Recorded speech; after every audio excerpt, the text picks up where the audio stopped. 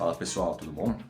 Agora vamos retomar a discussão do vídeo anterior sobre as síndromes disfágicas, ou seja, dificuldade para deglutir, e abordar dois diagnósticos diferenciais importantes, que são o espasmo esofagiano difuso e o esôfago em quebra-nozes. Depois desse vídeo você não vai mais ser pego desprevenido por casos de disfagia, então vem comigo. Aqui é o Henrique Suriano, médico pela Santa Casa de São Paulo. O espasmo esofagiano difuso é um distúrbio neurogênico da motilidade, em que o peristaltismo é substituído por intensas contrações intermitentes, gerando um quadro de dor retroesternal intensa, também chamada de cólica esofagiana, muitas vezes irradiada para membros superiores, mandíbula ou dorso, e que costuma ser desencadeada pela deglutição, por exercícios físicos ou pelo estresse emocional. Então fique esperto, esse quadro deve nos chamar muito a atenção, porque mimetiza um quadro de síndrome coronariana aguda. Isso mesmo, a dor do infarto. Já perceba que existe uma diferença clínica importante entre o espasmo esofagiano difuso e a acalásia, principal síndrome disfágica que discutimos no vídeo anterior. Enquanto o principal sintoma da acalásia é disfagia, no espasmo esofagiano é a dor torácica, ainda que possa haver disfagia também.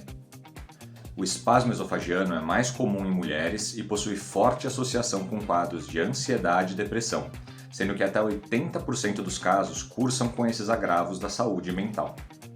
Ao suspeitar do espasmo esofagiano, começa a investigação diagnóstica, que assim como na acalásia é pautada por exames de imagem. Começamos pela fluoroscopia baritada, que é muito semelhante ao esôfagograma. O paciente ingere um líquido com contraste, o bário, por via oral, e tiramos uma série de radiografias.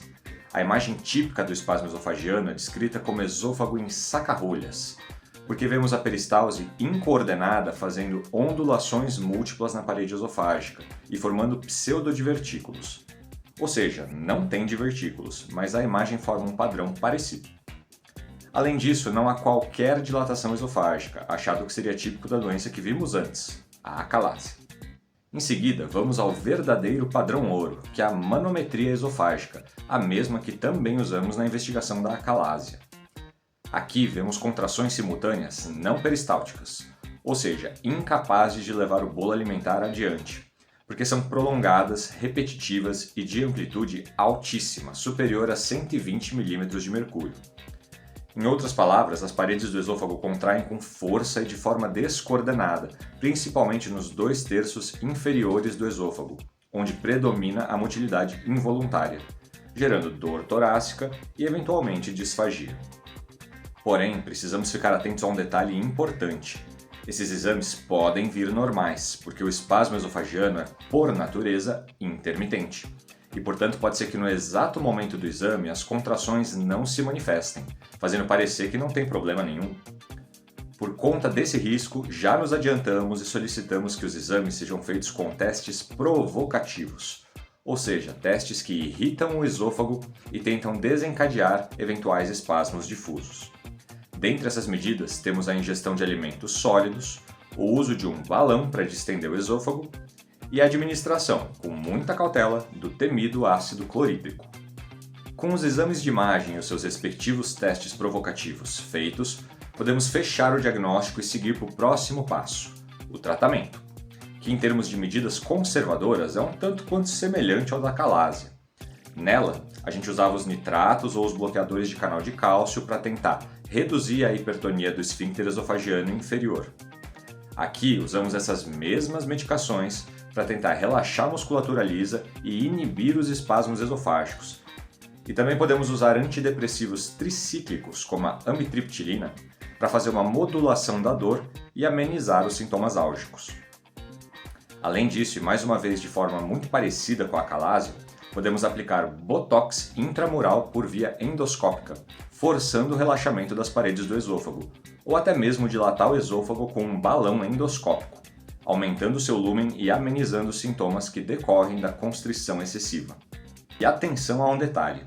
Talvez você se questione se os anticolinérgicos como o Buscopan poderiam ser úteis aqui, já que a inibição da liberação de acetilcolina nas fendas sinápticas poderia, em teoria, desestimular a contração muscular, certo?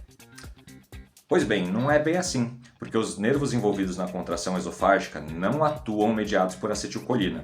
de forma que medicações anticolinérgicas não produziriam uma inibição da contração muscular.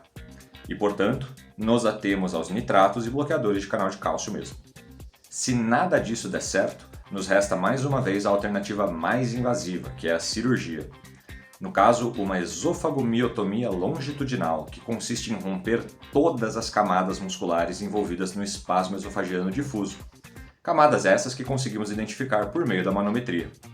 E atenção, não confunda essa cirurgia com a cardiomiotomia Ehler modificada, que usamos na acalásia, porque na Ehler fazemos a ressecção apenas das camadas longitudinal e circular do músculo liso, e não de todas as camadas.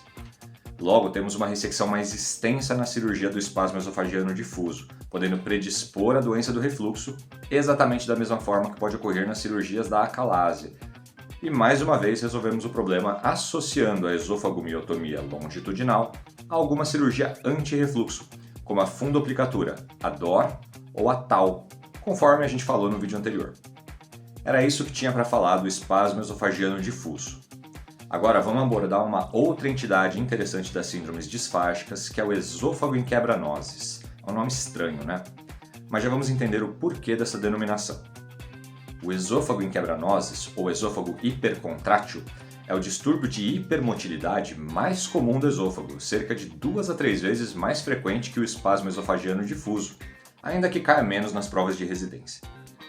Clinicamente, o esôfago em quebra-nozes é parecido com o espasmo esofágico, mas se diferencia por trazer uma contração esofágica muito maior e, portanto, uma dor torácica muito mais intensa que a do espasmo, podendo também cursar com disfagia.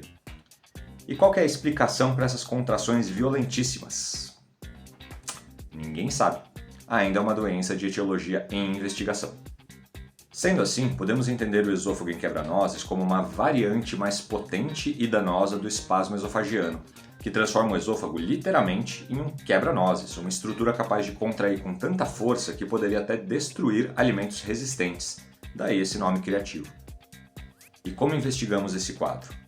Diferentemente da acalase do espasmo esofagiano, o esôfago em quebra-nozes não produz uma imagem característica no esofagograma, então esse exame perde valor, com exceção de poder nos ajudar a confirmar ou descartar essas outras doenças esofágicas.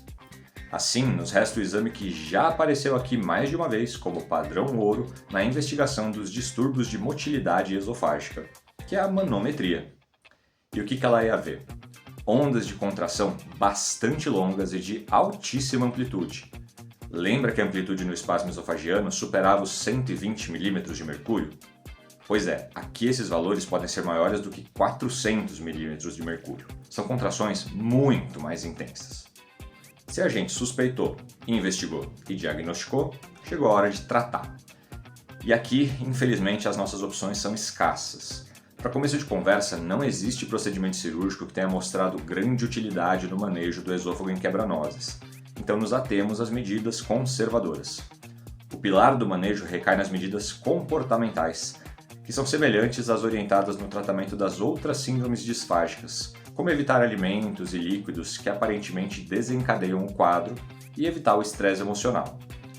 Para além disso, podemos fazer exatamente o mesmo tratamento farmacológico usado no espasmo esofagiano, tentando relaxar a musculatura lisa esofágica com nitratos ou bloqueadores de canais de cálcio.